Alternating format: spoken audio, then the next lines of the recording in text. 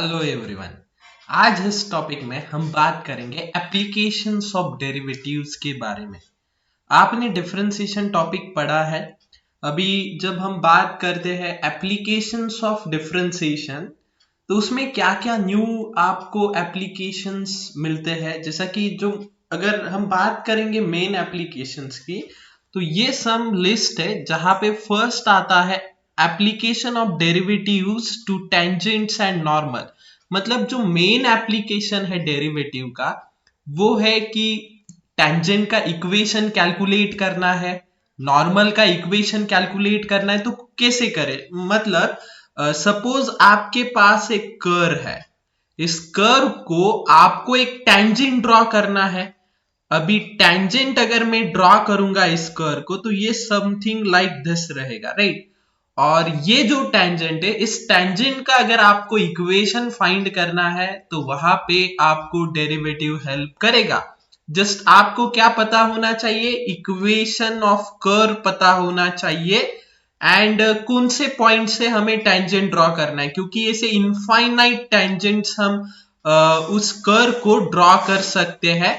But हमें at some point पता होना चाहिए जिस पॉइंट से आपको टेंजेंट ड्रॉ करना है। And same for normal. Normal मतलब क्या होता है, normal is nothing but perpendicular to tangent. उस पॉइंट को, उस पॉइंट से जाने वाला एंड परपेंडिकुलर टू टेंजेंट रहने वाला line is nothing but normal. तो ये होते हैं definitions, applications of derivatives in terms of tangents and normal में। देन हम बात करेंगे रेट मेजर। बहुत ही इंपॉर्टेंट जो नेक्स्ट एप्लीकेशन है वो रेट मेजर का है। अभी रेट मेजर मतलब क्या, जैसा कि अगर मुझे वेलोसिटी पता है, एक्सेलरेशन पता है, डिस्प्लेसमेंट पता है, तो क्या हम बाकी कुछ क्वांटिटीज को कैलकुलेट कर सकते हैं। जैसा कि मुझे डिस्प्लेसमेंट पता है, एक्स का वैल्यू मुझे पता है। डिस्प्लेसमेंट फिजिक्स में एक्स से रिप्रेजेंट किया जाता है, राइट।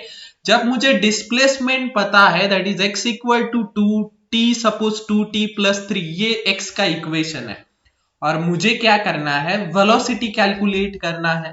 तो क्या डिस्प्लेसमेंट का यूज करके हम वेलोसिटी कैलकुलेट कर सकते हैं? तो यस। कैसे कैलकुलेट करेंगे, जस्ट डिफरेंशिएट करो डिस्प्लेसमेंट को विथ रिस्पेक्टिव टी, आपको मिल जाएगा वेलोसिटी। क्योंकि वेलोसिटी का डेफिनेशन क्या होता है, change in displacement per unit time. तो इस तरह आपको क्या मिल जाता है, वेलोसिटी मिल जाता है। तो ये भी एक एप्लीकेशन ऑफ डेरिवेटिव है।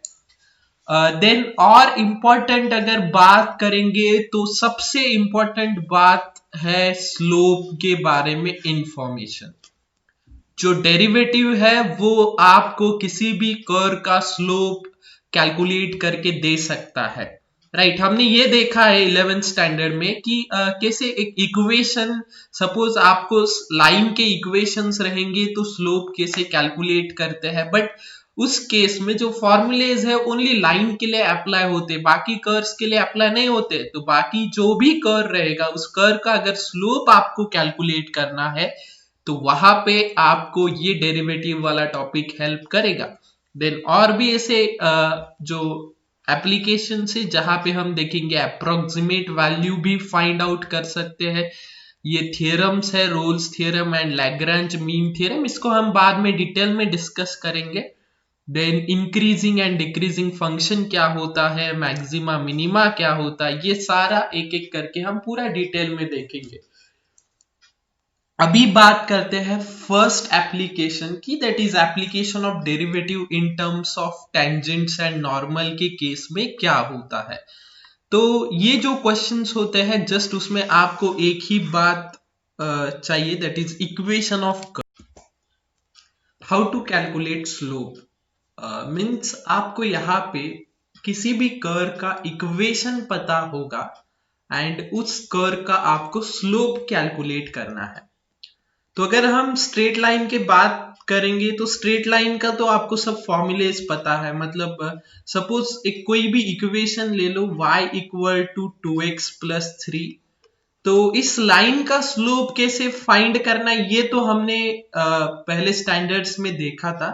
जहां पे हम जस्ट कंपेयर करते y equal to m x plus c के साथ और आपको स्लोप मिल जाता है 2। बट ये फॉर्मूला जो है वो सिर्फ स्ट्रेट लाइन को अप्लाई होता है। तो यहाँ पे डेरिवेटिव आपको क्या हेल्प करेगा, तो कौन सा भी कर्व होने दो, उस कर्व का अगर आपको इक्वेशन फाइंड करना है तो कैसे फाइंड किया जाए, तो उसके लिए आपको जस्ट क्या क्या इंफॉर्मेशन पता होना चाहिए, कैसे स्लोप क्या हर एक इक्वेशन का हम फाइंड आउट कर सकते हैं क्या, तो ये पूरा हम डिटेल में देखेंगे। तो जस्ट आपको क्या करना है, आपके पास इक्वेशन है, यस, आपको डिफरेंशिएट करना है। तो यहां पे हम लिखेंगे slope that is represented by m से रिप्रेजेंट किया जाता है। तो डिफरेंशिएट अगर करेंगे हम इस कर्व को तो आपको मिल जाएगा something like this, that is 2x square plus 4x plus 3। और देन आपको क्या करना है, जस्ट डिफरेंशिएट करते जाना है। तो कांस्टेंट टर्म को हम डेरिवेटिव के बाहर लिखते हैं हमेशा, तो derivative of x square plus derivative of आएगा 4x प्लस डेरिवेटिव आएगा 3। तो यहाँ पे क्या होगा, डेरिवेटिव ऑफ एक्स स्क्वायर जो होता है वो होता है 2x, डेरिवेटिव ऑफ 4x क्या होगा, तो 4 तो कांस्टेंट है, डेरिवेटिव ऑफ x इज 1, तो आंसर आएगा 4। And derivative of 3 is 0, constant term का ओनली कांस्टेंट टर्म का डेरिवेटिव 0 होता है, तो यहाँ पे आपको आंसर मिलेगा 4x प्लस 4। ये रहेगा आपका dy by dx that is slope. But क्या ये फाइनल आंसर होता है, नहीं, ये तो जस्ट एक इक्वेशन बन गया स्लोप का, बट हमें एग्जैक्ट वैल्यू चाहिए होता है।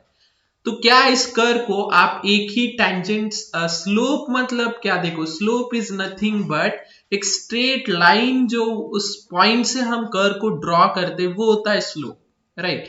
तो अगर हम बात करेंगे इस वाले कर्व की, तो यहाँ पे आपको एग्जैक्टली पता होना चाहिए, मतलब हर एक अलग अलग पॉइंट के लिए अलग अलग स्लोप होती जाएगा। इस पॉइंट की बात करेंगे तो स्लोप इस तरह होगा, इस पॉइंट की बात करेंगे तो स्लोप, तो हर एक पॉइंट के लिए स्लोप क्या होगा, अलग अलग हो जाएगा। तो यहाँ पे आपको पॉइंट भी पता होना चाहिए। सो यहाँ पे अगर मैंने आपको बोला कि एट 1,2, मतलब इस कर्व पे एक पॉइंट है दैट इज 1,2, उस पॉइंट पे मुझे स्लोप कैलकुलेट करना है, तो जस्ट आपको क्या करना है, x का वैल्यू पुट करना है 1, y तो है ही नहीं, तो जस्ट आपको कैलकुलेशन करने के बाद आंसर मिल जाएगा 8।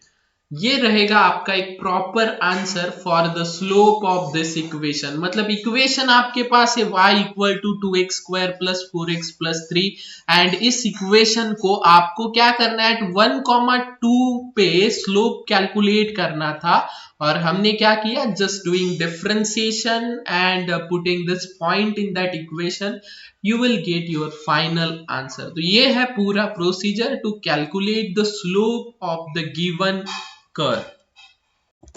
The first main application of derivatives is to calculate the equation of tangent and normal to the curve। तो यहाँ पे एक सिंपल सा डिस्कशन हम करेंगे। जैसा कि आपको किसी भी कर्व का इक्वेशन पता है, let's consider this equation as y equal to x square plus ये है 2e raised to x plus 2, and आपको इस इक्वेशन के कर्व को एट 0,4 पे जो टेंजेंट बन रहा है उस टेंजेंट का इक्वेशन कैलकुलेट करना है। तो देखो, to calculate the equation of tangent, equation of tangent मतलब क्या होता है, तो जस्ट इस लाइन का इक्वेशन, ये हो गया टेंजेंट, राइट, इस कर्व को एट दिस पॉइंट ये हो गया टेंजेंट, राइट। तो आपको इस लाइन का अगर इक्वेशन मिल गया तो आप इक्वेशन ऑफ टेंजेंट कैलकुलेट कर पाओगे। अभी स्ट्रेट लाइन का इक्वेशन कैसे कैलकुलेट करना है ये तो आपको पता है, आपके पास पॉइंट है। अगर पॉइंट है आपके पास तो और क्या डिटेल आपके पास होना चाहिए, दैट इज स्लोप पता होना चाहिए। तो हम कौन सा फॉर्मूला यहाँ पे यूज करेंगे, स्लोप पॉइंट फॉर्म वाला, स्लोप पॉइंट फॉर्म। तो ये स्लोप पॉइंट फॉर्म क्या होता है, y minus y1 equal to slope x minus x1। तो x1 y1 मतलब आपके पॉइंट्स, एंड m जो होता है उसे स्लोप कंसीडर किया जाता है। तो यहाँ पे आपके पास y का इक्वेशन है, तो स्लोप कैसे कैलकुलेट किया जाएगा, जस्ट डिफरेंशिएट करो। तो dy by d x equal to d by d x of x square plus d by d x of 2, तो कांस्टेंट है बाहर लिखो, e raise to x plus d by d x of 2। जब हम differentiate करेंगे तो आपको x square का वैल्यू मिल जाएगा, that is 2x, e raise to x का आंसर मिल जाएगा ई रेस टू एक्स, और 2 का तो 0 होता है, राइट। तो ये रहेगा आपका m। बट क्या ये आपका फाइनल आंसर है, तो नहीं, आपको at the end slope at that point find करना है। कौन से पॉइंट पे, 0,4 पे। तो हम क्या करेंगे, स्लोप कैलकुलेट करेंगे एट 0,4, तो वो कितना रहेगा, तो जस्ट x को रिप्लेस करना है 0 से एंड y को 4 से। x ही है इक्वेशन में, तो x को रिप्लेस करो 0 से, तो आपको आंसर मिल जाएगा, that is 2 into 0 is 0, anything raise to 0 1 होता है, तो आंसर आ जाएगा 2। आंसर कितना आ जाएगा, 2, that is slope of that equation आपको मिल जाएगा 2। जब स्लोप आपको मिल गया तो equation of tangent and normal calculate करना बहुत इजी हो जाता है। कैसे कैलकुलेट करेंगे इक्वेशन ऑफ टेंजेंट, टेंजेंट की बात करेंगे तो ये आपका टेंजेंट है और इसका इक्वेशन ये रहा आपके सामने। तो जब हम बात करेंगे इक्वेशन ऑफ टेंजेंट की, तो इक्वेशन ऑफ टेंजेंट लिखा जाएगा y minus y1 equal to slope x minus x1। तो यहाँ पे y माइनस y1 का वैल्यू है, y1 मतलब आपका y का कोऑर्डिनेट, m x का वैल्यू है, x मतलब x एज इट इज रहेगा, x1 कितना आएगा, 0 आएगा। तो x1 y1 ये पॉइंट्स होते हैं, तो यहाँ पे आपको इक्वेशन क्या मिलेगा, y minus 4 equal to m into x, that is slope आपके पास है, स्लोप भी है, दैट इज m का वैल्यू 2 से रिप्लेस करना, x माइनस 0 x रहेगा। तो जो इक्वेशन आएगा वो रहेगा y minus 4 equal to 2x, that is, ये सारे कोऑर्डिनेट्स को यहां पे शिफ्ट करो तो 2x minus y plus 4 equal to 0। ये हो जाएगा आपका equation of tangent, that is equation of tangent आपको मिल गया है।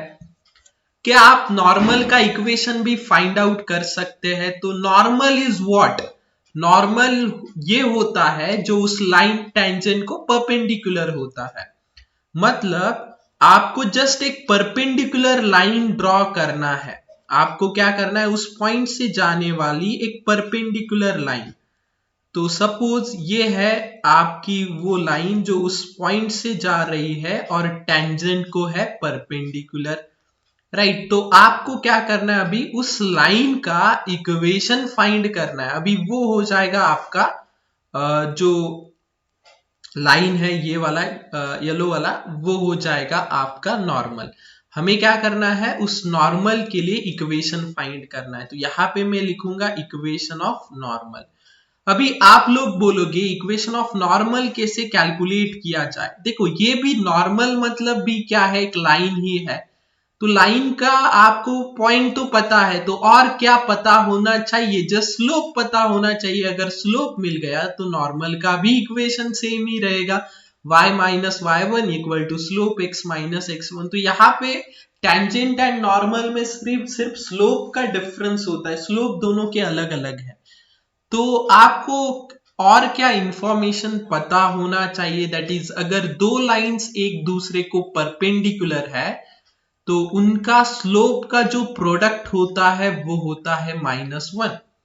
सपोज कंसीडर करो जो फर्स्ट लाइन है टेंजेंट वाली वो m1 स्लोप वाली है, ये m2 स्लोप वाली है, तो दोनों का प्रोडक्ट ये हमेशा -1 होता है। अगर दो लाइन एक दूसरे को पैरेलल है तो स्लोप सेम होता है, बट अगर दो लाइन से एक दूसरे को परपेंडिकुलर रहेगी तो स्लोप का प्रोडक्ट हो जाता है -1। तो अगर आपके पास प्रोडक्ट -1 या आपको पता है m1 का स्लोप भी पता है दैट इज 2, तो आपको जो m मिलेगा दैट इज परपेंडिकुलर लाइन वाला जिसको हमने m2 बोला है, वो हो जाएगा -1 upon m1। m1 is what, 2।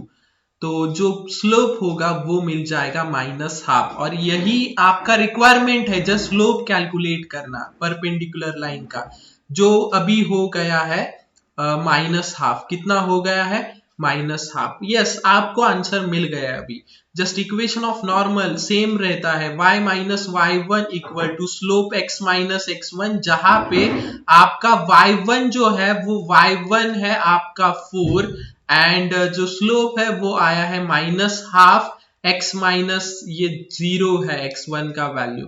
तो जस्ट अभी ये 2 को यहाँ पे शिफ्ट करना, क्योंकि डिनोमिनेटर में है तो इस साइड शिफ्ट करो तो 2y माइनस 8 हो जाएगा इक्वल टू -1 बाकी है, तो -1 को x के साथ मल्टीप्लाई करो तो -x हो जाएगा। तो लास्ट में इक्वेशन क्या आएगा? तो ये -x इस साइड जाके +x plus 2y minus 8 equal to 0, ये रहेगा आपका इक्वेशन ऑफ नॉर्मल। तो इस तरह हमने ये पूरा क्वेश्चन सॉल्व किया है, जहां पे हमने equation of tangent and equation of normal की बात की। तो बहुत सिंपल सा कंसेप्ट है, जस्ट आपको स्लोप पता होना चाहिए। ये होता है application of derivative in terms of tangent and normal.